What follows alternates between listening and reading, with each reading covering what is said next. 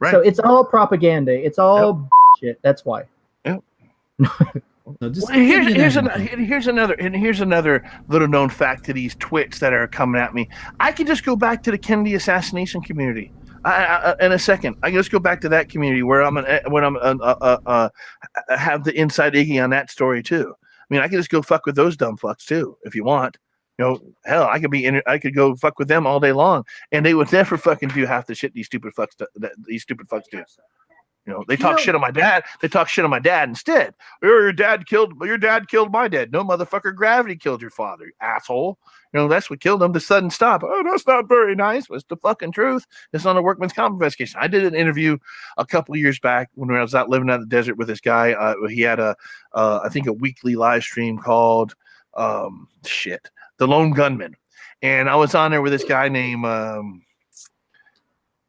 fucking Scott Kaiser. Let's fucking blur that shit out. And this guy was running around. He wrote a book with fucking what's that piece of shit Stone? This fucking Roger Stone asshole. And believe me, I've talked to Roger on the phone. Even not like it's a big deal. I've talked to fucking Newt Gingrich on the fucking phone too. Whoopie fucking do. But here's these guys running around trying to say that my fucking father, Gerald Patrick Hemming Jr., was responsible for the death of him. No, my father was responsible for the death of some people, but he wasn't responsible for the death of fucking Edwin Kaiser. But see, that's one of those things. Who was your father? Like, what did he do? I have no idea. Like, it's CIA. Okay. Responsible for overthrowing multiple governments in Central and South America. Oh, so he was one of those guys that destabilized third world countries so that they could defend us from the quote unquote communist threat or whatever. Yeah, at first he thought it was the right thing to do, but like many people, they're indoctrinated and they get disenchanted when they see people making a profit off it. Because it's like this. Because when this Kennedy assassination shit was going on, there was one common thing, and this came out recently. The most recent document dump that came out last year was one of the largest document dumps that involved information regarding my father. And at the same time, there was an interview that was released that I'd never seen before, a long, drawn-out interview with this writer named A.J. Weberman, who has this theory. He wrote a book recently called Jerry Did It. You know, my dad being Gerald, he called him Jerry. My name's Felipe. I don't go by anything but Felipe because I love my name. But on that situation there, this guy wrote a book trying to claim that my father had something to do with it. Are you fucking kidding me? No, dude. You know, but the situation with the Kennedy assassination was, there was a bunch of people running around offering money to do that. There fucking no bullshit. Was people wanting to fucking have that guy whacked, because whacking people. These are World War II veterans. They seen we dropped 2 bombs on the Japanese and killed a couple hundred thousand in an instant. So these are people that have no problem spraying Asians in Vietnam, nor giving Africans HIV or anything else, or because this is true. This is not fucking tinfoil hat bullshit. These are facts. You can find them out for yourself. We infected the island of Cuba's pigs with swine flu. We killed off all their We killed off all their pigs. Then we killed off all their chickens with another avian flu. Killed them fucking dead. Planes flying over, sprayers. I could introduce you to pilots that did it. And then they. We sent CIA over there to their milk producing facilities, and would do stuff like poison their milk production. But you have to understand this. My father fought in the Cuban Revolution alongside Fidel and Che, but he was with what was called the Second Front Escambray.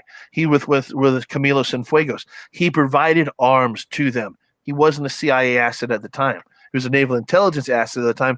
And at that time, Castro wasn't a communist. It wasn't until Castro came to the United States after, I think it was like in 1959, to meet with Eisenhower and Nixon, because that was the dream team there, that Eisenhower didn't even offer Fidel Castro a glass of water. Sure. You know, and so that's where. Something you made me think of, Felipe, when you were saying that, these people don't have any qualms committing all manner of violent, heinous act.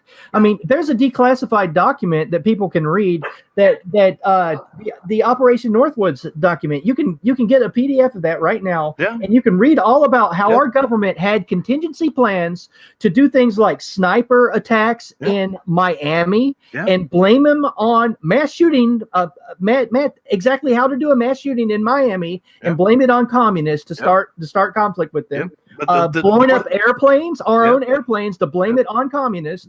And this came out, and Kennedy got a look at Northwoods, and he's like, "Oh hell no, I'm not interested in any of this scary shit." And Northwoods and him going up against people that found that it was okay to do these things, that this is in the menu, we could do these if we want to. Kennedy wasn't down with any of that shit, and that's one of the reasons why he was killed. He was a veteran. You understand, he was a combat veteran, and as a combat veteran, you either have a death wish or you hate death after you've seen so much of it.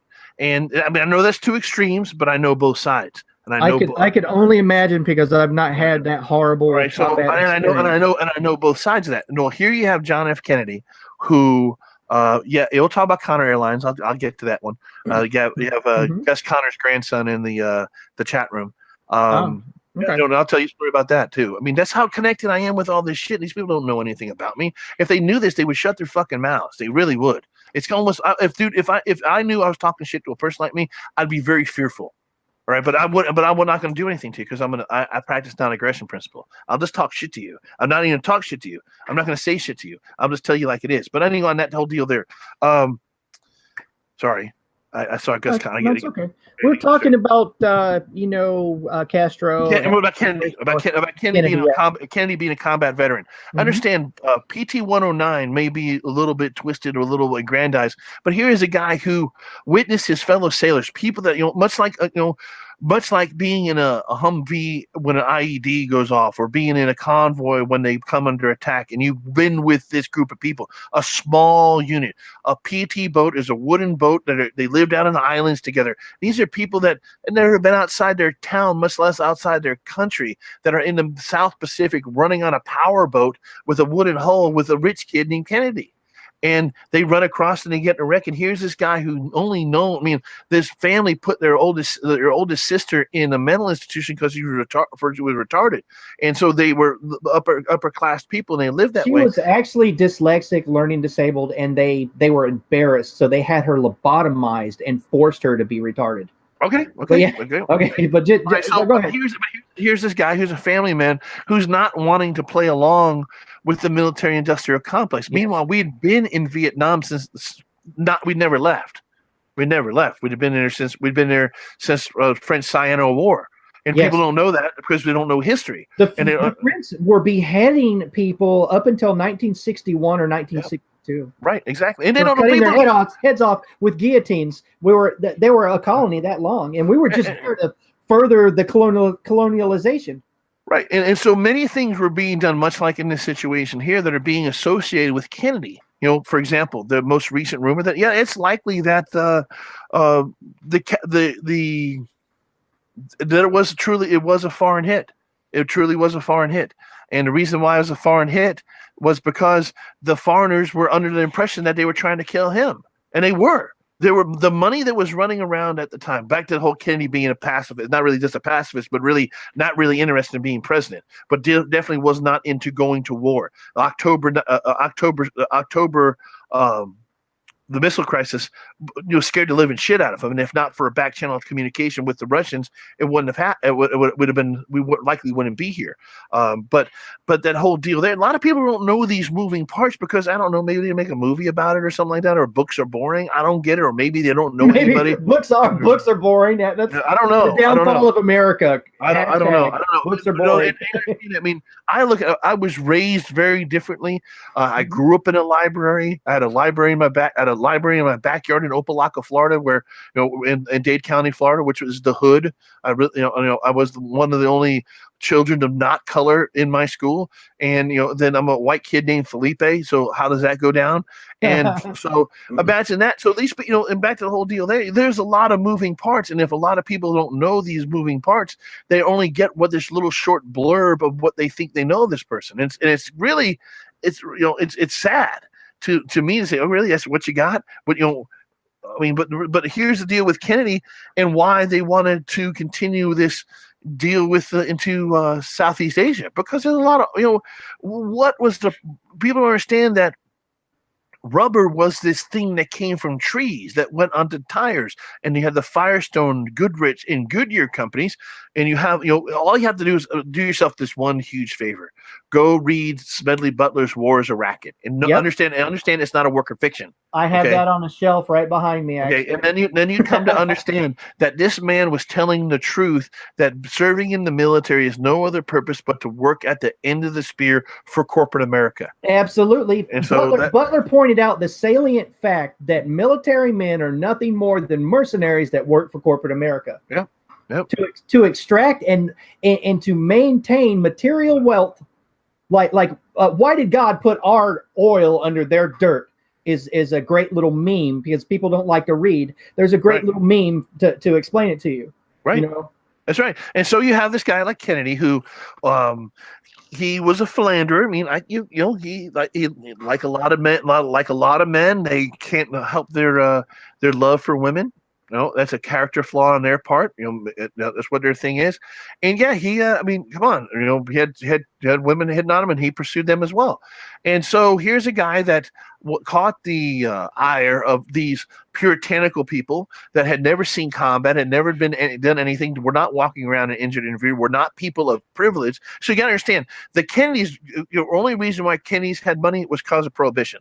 And that's the truth. So they were nouveau riche, and that kind of bothered people like the Bushes, because you understand the Bushes aren't nouveau riche. The Bushes are Prescott Bush, and going even further back than that, with his family's relationship with Celestian Consolidated Steel, working with Fritz Thyssen, the German IB Farben, the manufacturer of Zyklon B, and they don't know this. They don't know any of this shit. Did you know that the Bush family helped funnel a bunch of money into the USO to cover up the fact that Prescott, W's granddad, worked with the Nazis, worked with Fritz Thyssen?